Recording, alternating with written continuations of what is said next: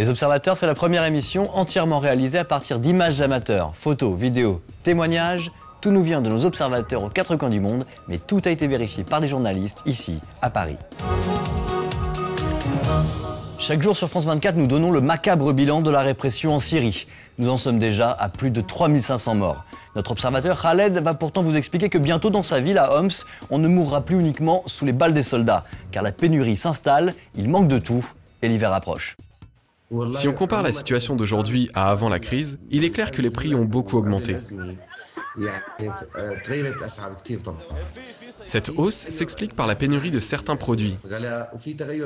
La ville de Homs est quasiment en état de siège et certains quartiers sont complètement encerclés par l'armée. Les bonbonnes de gaz, par exemple, se vendent à 260 livres syriennes d'habitude. Aujourd'hui, elles peuvent atteindre 700 ou 800 livres. Et encore, si vous arrivez à mettre la main dessus. Beaucoup de commerces ferment à cause des violences ou tout simplement parce qu'il y a trop de demandes.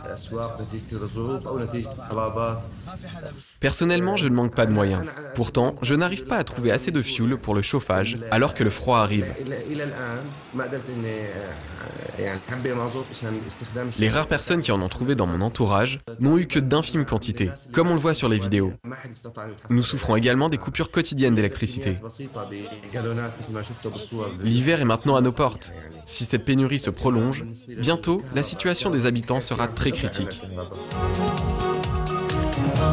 Notre prochain observateur a mis une photo de lui tout nu sur Internet. Ce n'est pourtant pas un exhibitionniste ou un fou, il a fait ça pour exprimer son soutien à Ai Weiwei, un artiste dont la liberté de ton ne plaît pas du tout aux autorités.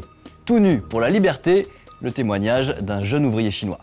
Le fisc accuse déjà Ai Weiwei d'évasion fiscale. Il lui demande 15 millions de yens. Et maintenant, il est accusé de diffuser des matériaux pornographiques à cause de 2 photos. Une où il est nu et où il se cache le sexe, et une autre où il est avec 3 femmes.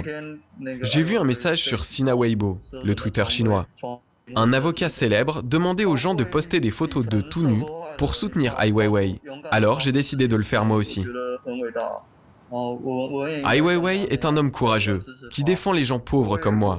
C'est un modèle pour moi, et je ne veux pas qu'il se sente abandonné. Je n'ai pas peur, car je ne suis qu'un homme ordinaire qui défend ce qui est juste. Et on ne devrait pas avoir peur de faire ce qui est juste. On passe maintenant à notre best-of de la semaine, les meilleures images amateurs repérées ou envoyées par nos observateurs. On commence le voyage avec Richard, commerçant à N'Djamena. Richard, lui, il regrette la mort du colonel Kadhafi, car dictateur ou pas, c'est un homme qui investissait dans son pays. Hôtel de luxe, banque, exploitation agricole, notre observateur dresse une longue liste de projets que son pays doit au leader libyen. Et Richard nous dit que maintenant, tous ces chantiers sont au point mort. Il attend donc du nouveau gouvernement libyen qu'il reprenne rapidement sa collaboration avec le Tchad.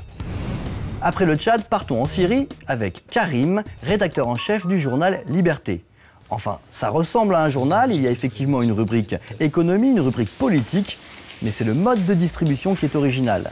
Car c'est une publication clandestine rédigée par des activistes qui s'opposent au régime de Bachar el-Assad. Elle est donc distribuée au porte-à-porte. Le militant dépose son journal, sonne à la porte et puis s'enfuit très vite pour éviter de se faire repérer. Car pour notre observateur, cela ne fait aucun doute, si ces jeunes Syriens se font arrêter en train de distribuer ce bout de papier, c'est la mort assurée. On reste au Moyen-Orient, mais cette fois en Arabie Saoudite. Une histoire qui nous a été racontée par notre observateur, Mohamed Al-Saïdi. Mohamed nous dit que dans son pays, il y a un métier qui devient vraiment dangereux. C'est celui d'opérateur de radar routier. Car les Saoudiens aiment la vitesse et ils n'apprécient pas du tout qu'on essaie de brider leur voiture. Alors ils s'en prennent aux radars eux-mêmes, bien sûr, mais ils s'en prennent aussi maintenant à ceux qui les font marcher. La voiture incendie que vous voyez sur ces images transportait un de ces radars. Elle a été attaquée par un homme armé d'un fusil. Le résultat est tragique, le conducteur de la voiture est mort dans les flammes. Voilà, c'est fini pour cette semaine, mais ça continue maintenant sur notre site internet ou bien sur notre page Facebook et notre compte Twitter. Alors je vous dis à tout de suite.